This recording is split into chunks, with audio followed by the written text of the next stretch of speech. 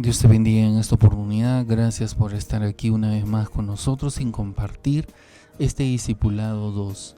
Te felicito ya desde ya si has llegado hasta esta lección. Nos falta solamente una lección, que es la lección 12, cómo ser miembro de una iglesia. Pero hoy vamos a tocar este tema tan bonito que es acerca de la iglesia. La iglesia. Aquí vemos una iglesia muy grande, maravillosa, bendecida. Y vamos a hablar un poquito más sobre esto. Inicio de la iglesia. La iglesia se inició cuando Jesús dio una promesa de que iba no solamente a mostrarse a sus discípulos, sino al resto del mundo por medio de ellos. La iglesia, cuando Jesús fue crucificado y luego resucitó, Jesús se acercó a Pedro. En Mateo 16:18 nos dice: y yo también te digo que tú eres Pedro, y sobre esta roca edificaré mi iglesia, y las puertas del Hades no prevalecerán contra ella. Cuando Jesús se dirigía a Pedro, no estaba diciendo que Pedro iba a ser una piedra donde Dios iba a levantar a su iglesia, literal y físicamente. Por ejemplo, allá en Roma hay una basílica que le han decretado la Basílica de San Pedro. Como lo dije hace un momento, yo quiero decir esto de forma imparcial, sin ofender a nadie.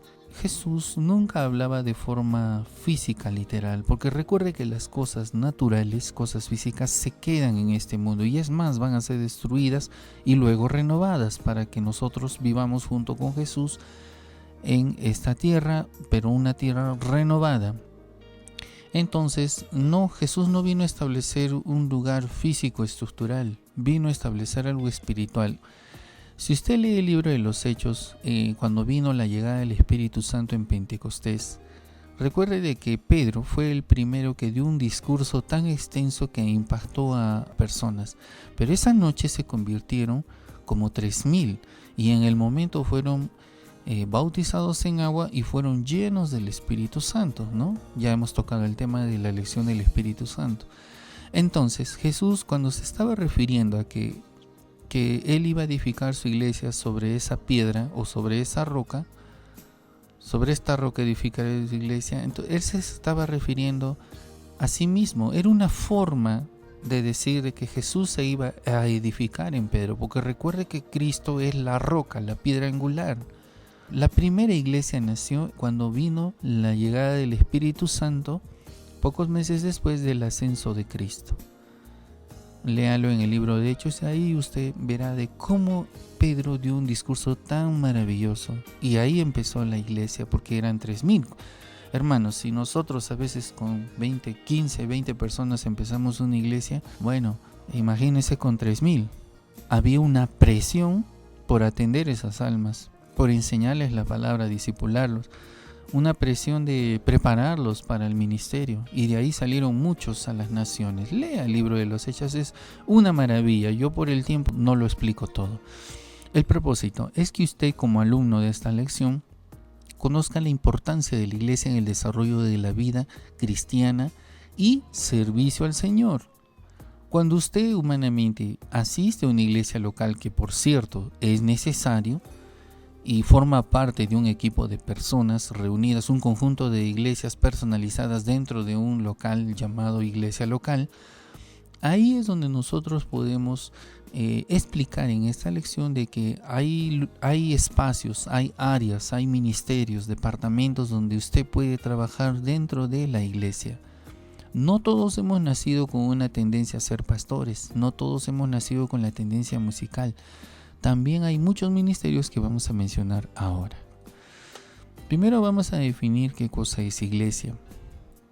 Al hablar de iglesia no solo estamos refiriéndonos, como lo dije hace un momento, a un edificio o templo de 4 paredes, sino a personas que han nacido de nuevo por la fe en Jesucristo. Definiendo, la palabra iglesia proviene del griego eclesia, que significa congregación de llamados.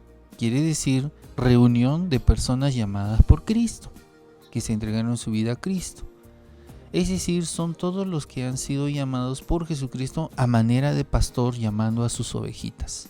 Y la Biblia dice que solo mis ovejas oyen mi voz. Tipos de iglesias, vamos a ver los dos tipos. Nuevamente vamos a reincidir. La iglesia universal Está compuesta por el conjunto de personas regeneradas por la obra del Espíritu Santo, basándose en su fe puesta en Jesucristo como Señor y Salvador. Abarca a todos los creyentes en Cristo de todos los tiempos, pasado, presente y aún los del futuro. ¿Sí? Esa es la Iglesia Universal. Ese es el verdadero concepto de Iglesia Universal. Iglesia local. La iglesia local está conformada por el conjunto de creyentes que se reúnen en un local, ¿no? Como su palabra lo dice, determinado con fines, escuche esto, determinado con fines de adoración, solo a Dios, instrucciones de la palabra, o sea, enseñanzas o discipulados o diferentes tipos de estudios, comunión unos con otros, es decir, que usted se puede relacionar, porque ya hemos tocado vida social, es un tema que hemos tocado en el discipulado 1. Usted necesita relacionarse, ¿sí? Compartir, si usted es dama, compartir con las hermanas, con todo, con las pastoras, no lo sé, ¿no? Y apoyar a otras mujeres que quizás están viviendo algún tipo de necesidad. Testimonios y servicio. Testimonios es testificar de lo que Dios está haciendo en su vida. Servicio se está refiriendo a todo lo que usted pueda hacer dentro de la iglesia, desde coger una escoba y barrer la iglesia hasta ministrar en un púlpito o predicar la palabra en un púlpito. ¿A quién le llamamos iglesia? Muy bien, eso vamos a aclarar. A toda persona o miembro de la iglesia local que ha experimentado un nuevo nacimiento en Cristo. Quiere decir aquellos que se entregaron a Cristo y experimentaron algo especial, un cambio interno. También a todo creyente que se relaciona con Cristo, a todos aquellos que están estableciendo el reino de Cristo, tanto en los corazones de los creyentes como en el mundo. Qué maravilla, ¿verdad? Si usted tiene estas virtudes, usted es llamado Iglesia del Señor. La naturaleza de la iglesia. ¿Cuál es la naturaleza de la iglesia? La naturaleza de la iglesia es promover lo siguiente. Usted lea en casa esto como tarea, pero yo lo estoy resumiendo en puntos aquí. Primero es promover la oración unida. Aquí vemos gente que está orando, adorando, ¿verdad? La oración, la adoración, que viene a ser cánticos de exaltación al Señor, alabanza, gozándonos en el Señor, alabanza unida, el cuidado de los demás, sobre todo de los nuevos creyentes. Acerquémonos a esa persona. No, pero va a pensar mal que yo me estoy acercando con otras intenciones. Bueno, en ese sentido es recomendable que damas se acerquen a las damas y varones a los varones. Si usted tiene problemas de que hoy en día la gente malinterprete a veces que alguien se le acerque, ¿verdad? Eso se resuelve. El asunto es acercarnos y cuidar de aquellos recién nacidos o bebés espirituales. Exhortando.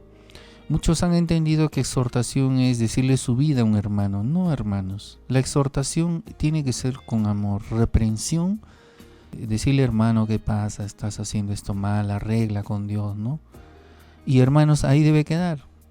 No debes cometerse el error de ir y decirlo, difundirlo a todo el mundo, el problema que le pasa a alguna persona, ¿verdad? Sea discreto. De edificación, usted tiene que edificar, es decir, tiene que darle versos de ánimo, de aliento a la persona que quizás está necesitada de un consejo, ¿verdad? La instrucción en la palabra de Dios. Instrucción es enseñanza, formación ministerial, formación discipular, en fin. El testimonio es tratar usted de mantener una vida donde usted siempre esté en paz con todos. Y eso verán otras personas, lo cual querrán seguir su ejemplo. En Efesios 1, 4, 6, 3, 20 al 21 dice: escuchando y obedeciendo su palabra en la adoración, en la alabanza, en nuestras ofrendas y diezmos. Mire, hay puntos muy claves aquí en Efesios. Primero dice escuchando. Nadie llega a los pies de Dios si primero no escucha su palabra, ¿verdad? Y nadie puede llamarse cristiano si no es obediente a su palabra, ¿verdad? De lo contrario sería desobediente, pecador, igual que Adán, igual que Eva. Adoración quiere decir que usted le rinde cánticos de exaltación a nuestro Dios, ya sea en adoración y en alabanza. En nuestras ofrendas quiere decir que aquello que usted sienta apoyar dentro de la iglesia. Por ejemplo, le voy a dar un ejemplo sencillo. Si Dios le ha bendecido a usted de repente ve la necesidad de que en la iglesia faltan sillas para algunas personas que de repente atrás ya están paradas, y a usted se le da de ofrendar media docena de sillas. Yo le aseguro que, le digo algo, nadie le gana dando a Dios. Hay mucha gente que presume de que da ayuda a muchas personas, ¿verdad? Por ejemplo, los artistas de cine presumen de sus obras humanitarias, ¿no? La Biblia dice, si tú haces eso y no tienes amor auténtico de Dios, de nada te sirve. Entonces, hermanos, si nosotros hacemos esto con amor, aunque sea, digamos, media docena de sillas, lo estamos dando para la iglesia, para que otra persona se siente. El pastor no se va a sentar en 6 sillas, hermanos. Usted está viendo la necesidad, entonces la única persona bendecida va a ser usted. Hay mucha gente que reniega para dar, hermana, se molesta para dar. Bueno, ellos tendrán su recompensa. Entonces, hermanos, si hacemos algo, hagámoslo como para Dios, dice la palabra, sin mirar a quién o sin esperar una gran felicitación. Cuando usted dé una ofrenda, busque que su pastor o su autoridad espiritual en la iglesia ore por usted y la bendiga. Eso es muy importante. Recuerde que Él es autoridad de la iglesia y Dios hará todo lo que Él decrete sobre usted. Amén. Los diezmos. Me extendí un poquito en eso porque es necesario que se entienda bien esto de las ofrendas. Las ofrendas no es algo que la iglesia impone como un cuchillo al cuello de las personas diciendo tienes que ofrendar, tienes que diezmar. No, hermanos, son simplemente mandatos de Dios en la palabra. Si usted desea los cumple, si no, bueno, ¿no? Los diezmos, ahí sí quiero ser un poco más claro y más enfático. Los diezmos, hermanos, es el 10% de nuestras ganancias. El diezmo sí es un mandato, pero como lo dije hace un momento, si usted desea, lo obedece, si no, también lo bendecimos. Si usted lee Malaquías, la palabra es dura cuando Dios se refiere a los diezmos y las ofrendas, ¿sí? Cualquier discrepancia con este tema mencionado acerca de ofrendas y diezmas que usted sienta, yo prefiero que usted recurra a la palabra y pregunte a Dios. Está de más que muchas personas discutan con estos temas. Yo prefiero que usted, si alguien quiere dirigirse, diríjase a Dios, ¿verdad? Nosotros no establecemos las normas, las reglas, es Dios quien las establece y somos llamados a obedecerla. La unidad de la iglesia, el propósito de Dios es que todos lleguen a sus pies, que todos entren en el reino de los cielos, todas las razas. Hay que aclarar esto, no es que Dios está diciendo que metamos a todo el mundo dentro de nuestra iglesia local, no va a entrar, es ilógico pensar así. Nosotros donde abramos una iglesia es alcanzar a los que viven por ahí, ¿no? A esas personas que están necesitadas, llegar a ellos. Y ese trabajo se está realizando de forma simultánea en todo el mundo, donde uno quiere llegar a todas las razas como vemos aquí en esta imagen y en esta otra imagen, ¿verdad? En Juan 17, 20, 23 y en Efesios 4, 1, 6 y en 1 Corintios 12, 13 al 27 dice que Dios pone mucho énfasis en la unidad que debe haber en la iglesia de Cristo. Aunque seamos de diferentes culturas, sociedades o razas, todos hemos sido incorporados por el Espíritu Santo al cuerpo de Cristo, porque todos provenimos de Dios, todas las razas provienen de Dios, hermanos, nadie es interplanetario o extraterrenal.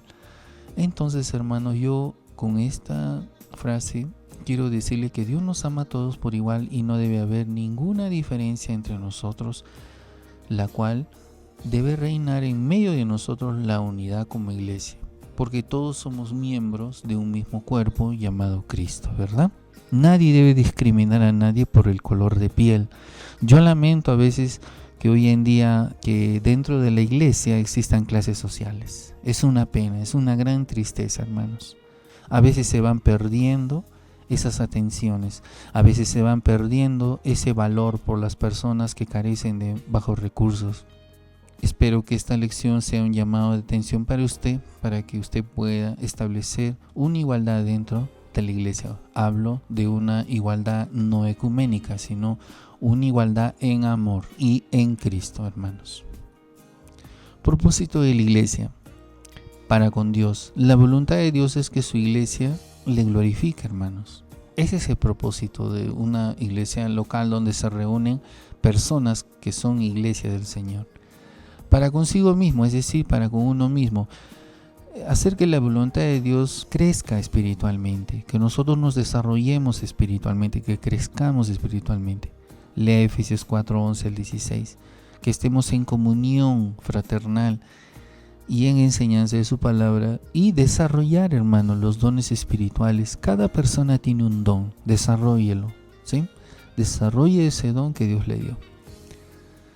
Tercero, para con el mundo. No solamente es para desarrollarnos en la enseñanza, sino también para salir e ir al mundo. Cuando me refiero a un mundo es salir fuera de esa iglesia.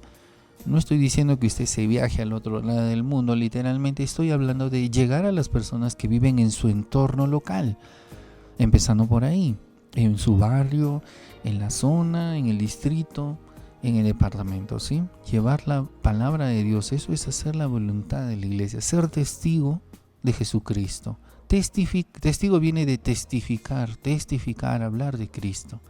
En Mateo 28, 19, 20 habla de ir y hablar y predicar la palabra de Dios.